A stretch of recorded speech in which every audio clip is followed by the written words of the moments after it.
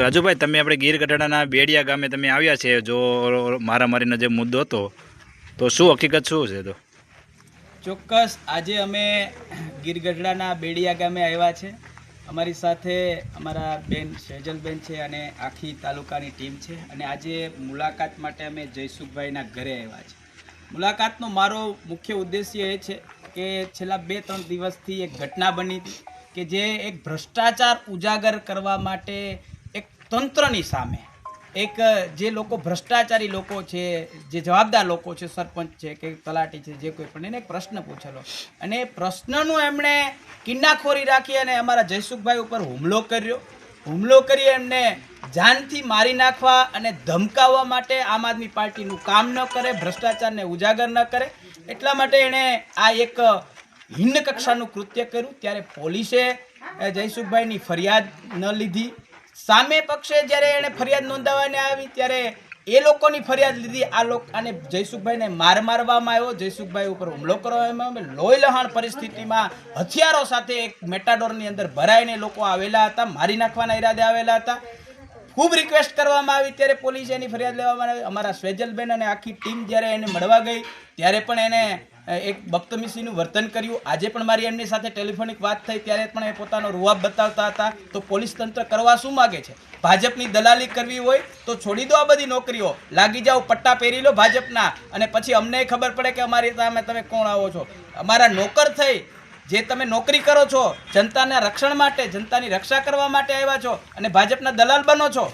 આ કરવાનું છે તમારે.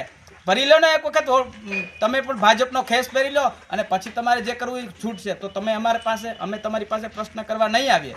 તમને અમે પ્રશ્ન કરીએ કે સાહેબ આ શું થયું, તો તમે અમારો ફોન કાપી નાખો છો, તમે અમને ધમકાવો છો. સેજલબેનને તમે એમ કહેતા કે બીક તો ક્યારે લાગશે, જ્યારે ક્યારેક એવી આવશે ને ત્યારે બીક લાગશે. તમે અમને ડરાવવા આવ્યા છો. તમને અમે તમારા ડરથી ડરવાના નથી. અને ભાજપ પોલીસને હાથો બનાવીને જે ધંધા કરે છે, ધંધા પોલીસને અહીંથી ચોખ્ખા શબ્દમાં કહું છું. આજે હું સૌરાષ્ટ્ર ઝોનના પ્રમુખ તરીકે જયસુખભાઈના ખંભે હાથ મૂકીને કહું છું, તાકાતથી લડવાનું છે, ક્યાંય ડરવાનું નથી. અમે બધા સાથે છીએ. જેની જરૂર પડશે ત્યારે અમે બધા આવશું. ક્યારે એફઆઈઆર તો શું, આ જે એફઆઈઆર લેવાની છે એમાં તટસ્થ તપાસ ન થઈ, જયસુખભાઈને ન્યાય ન મળ્યો, તમારું શીર્ષ નેતૃત્વ અને જેની જરૂર પડશે એ અમે આવશું. અને ગાંધી ચિંધ્યા માર્ગે અને જરૂર પડશે તો આંદોલનના માર્ગે પણ ન્યાય માટે અમે લડીશું. જયસુખભાઈ, તમે અગાઉ આ બાબતે કોઈ અરજી આપેલી હતી?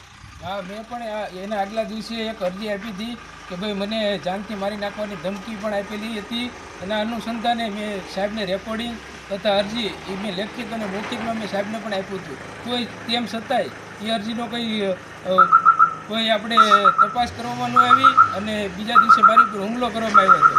આજે બનાવવામાં આવ્યો તે સ્થળ ઉપર પોલીસનું તંત્ર કોઈ તપાસ માટે આવ્યું ખરા?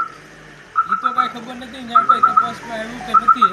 હજી કંઈ ત્યાંથી જે ફૂટેજ હતું એનું આખું ડીવીઆર જમાદારો લઈ ગયા છે.